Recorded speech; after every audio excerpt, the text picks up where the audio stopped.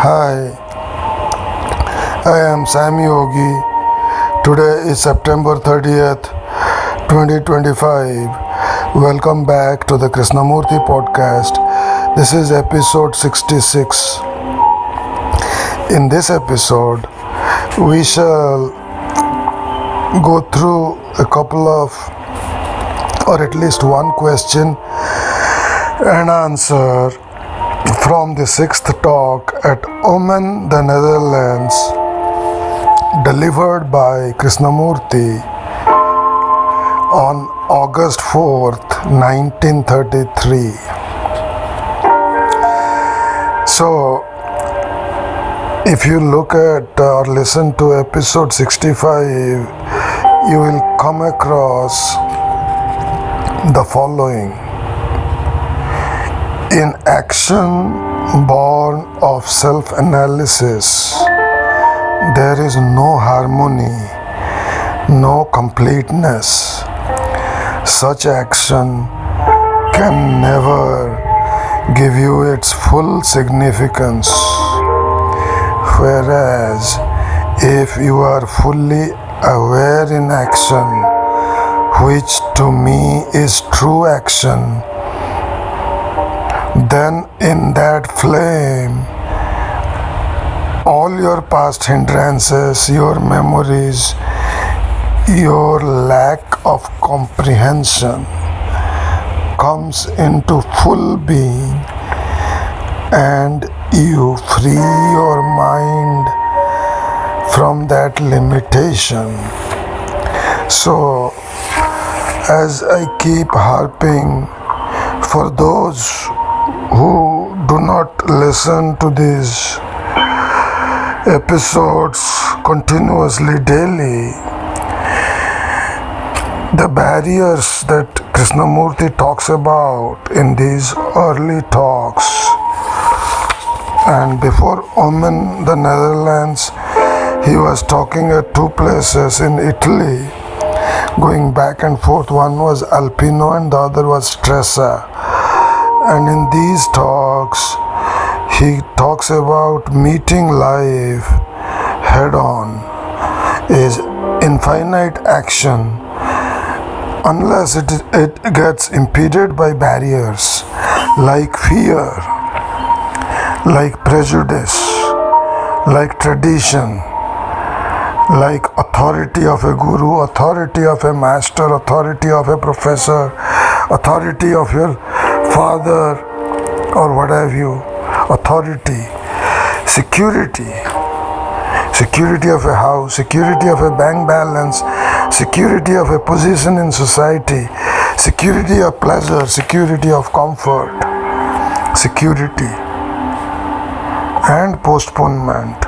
These are the barriers that he talks about as examples: tradition, prejudice, fear, authority, security, and of course postponement is understandable.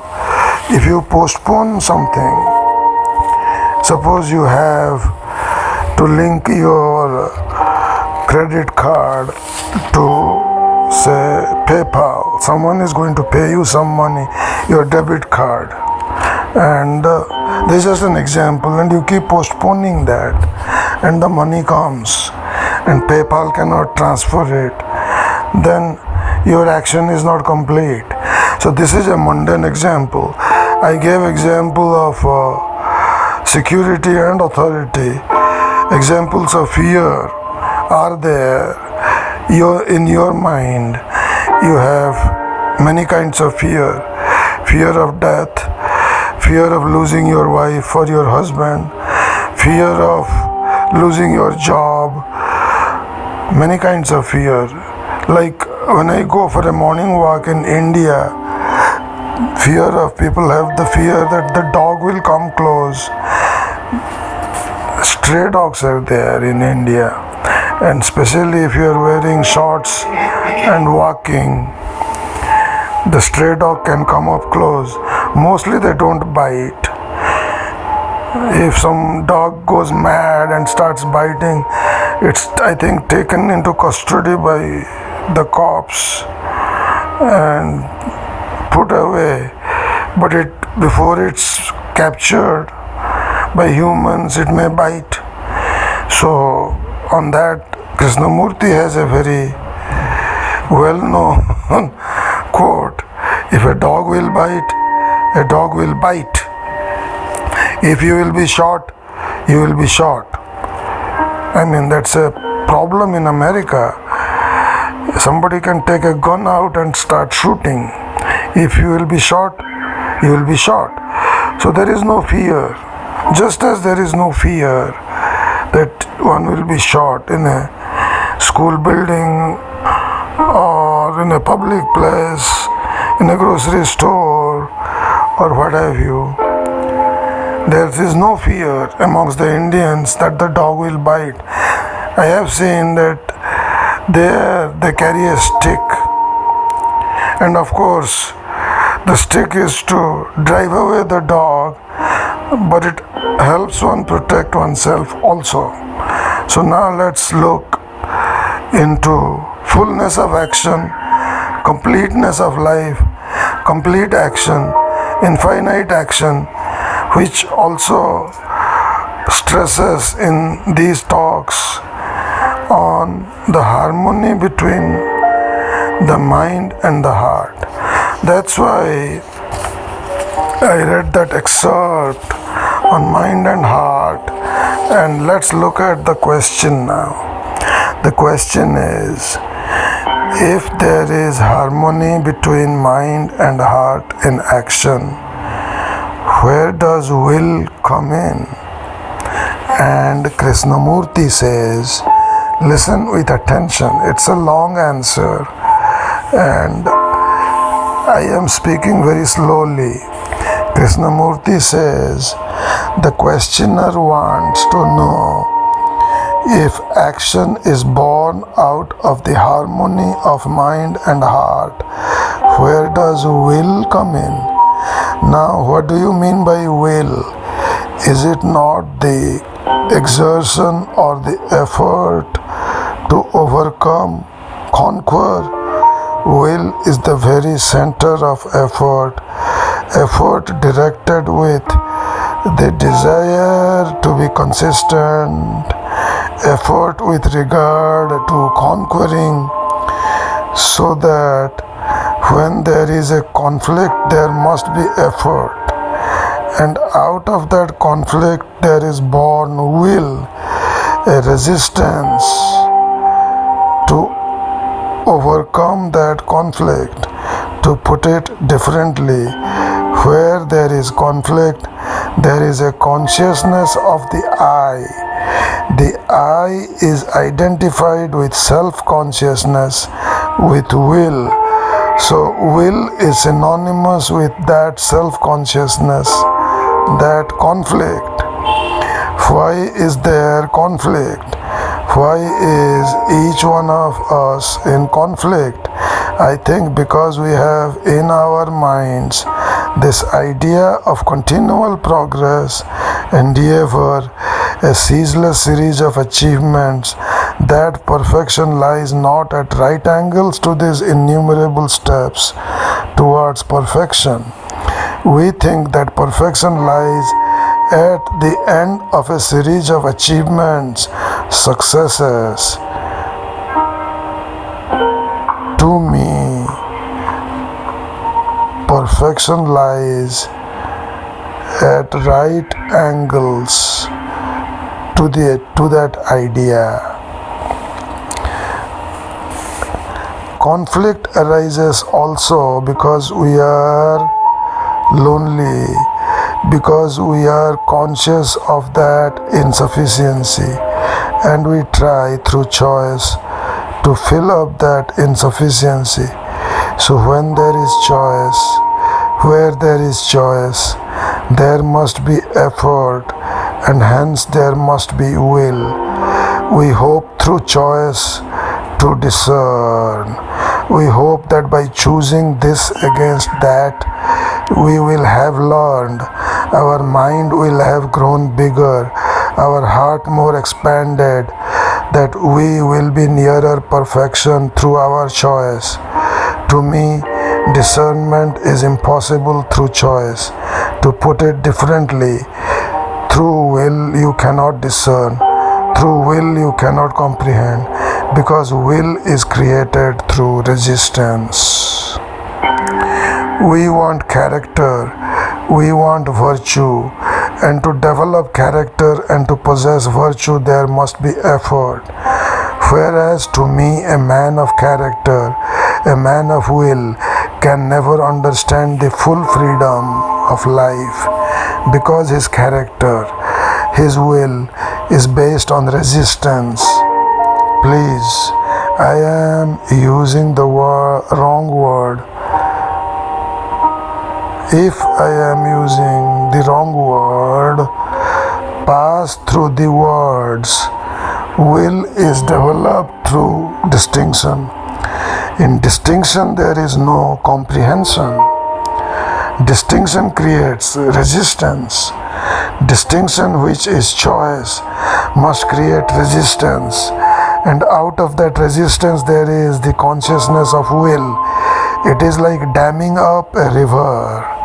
There is a swirl, strong movement, a whirlpool of water.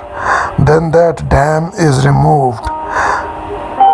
There is a free flow of water. To me, that dam represents the struggle for virtue, this constant development of character, this continual struggle to choose is but a resistance born of distinction. So I say, do not choose, but discern. Discernment does not lie between two choices, between this and that, but is the freedom of both.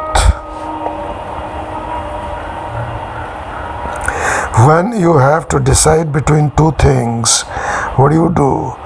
You calculate, you weigh. So you are looking at the opposites. Whereas what happens when you have to decide something vital, something immense, which demands your whole concentration, your whole interest, you do not calculate, you do not weigh. Your thought and your emotions act right together, and there comes out of that a true discernment. This is what happens in every case. When you have to do something vital, you do not choose, you act with a full heart. That is what you call intuition. I purposely do not use that word because from my point of view it has been so much misrepresented.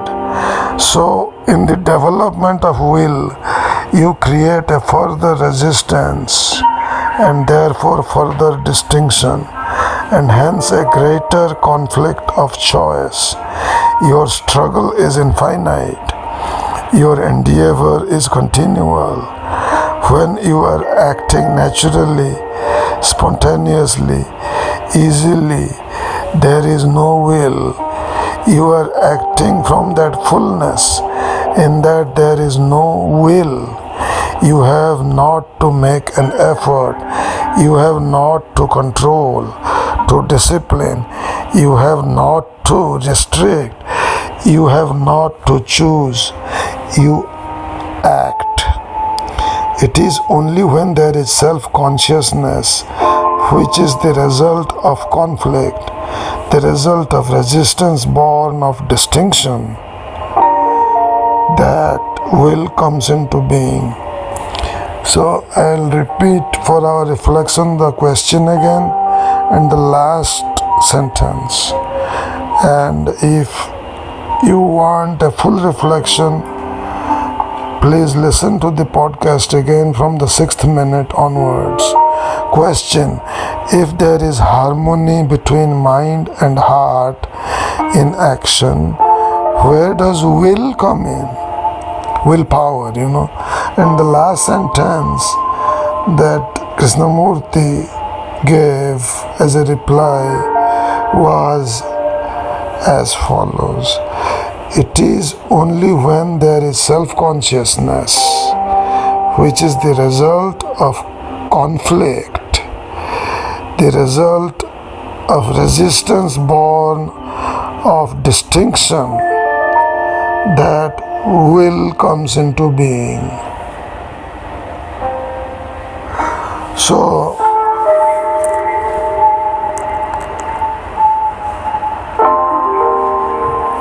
you have to reflect on this.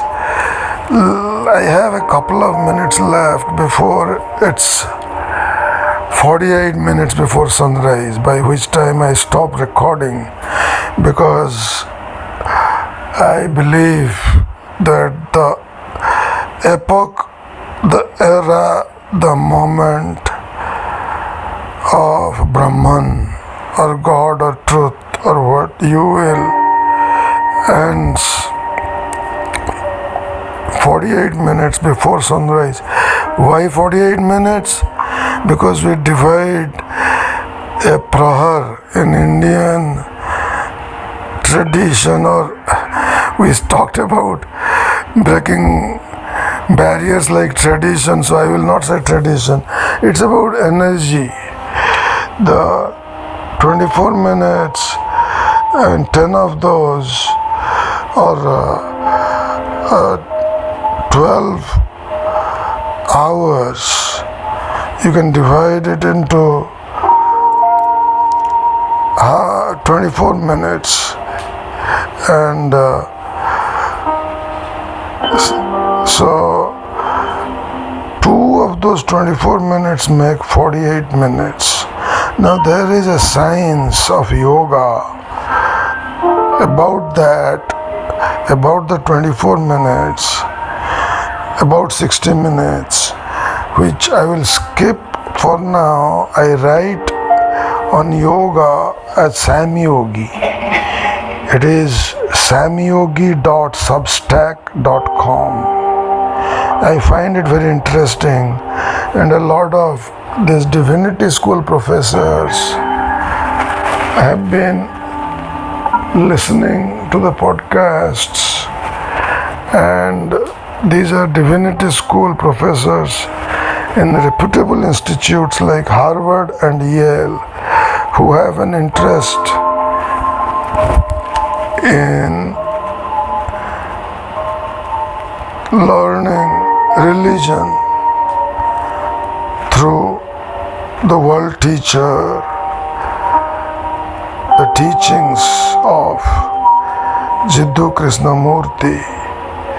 If you know someone, your friend, who will be interested in this philosophy, which is hard to digest, difficult to appreciate, it's radical,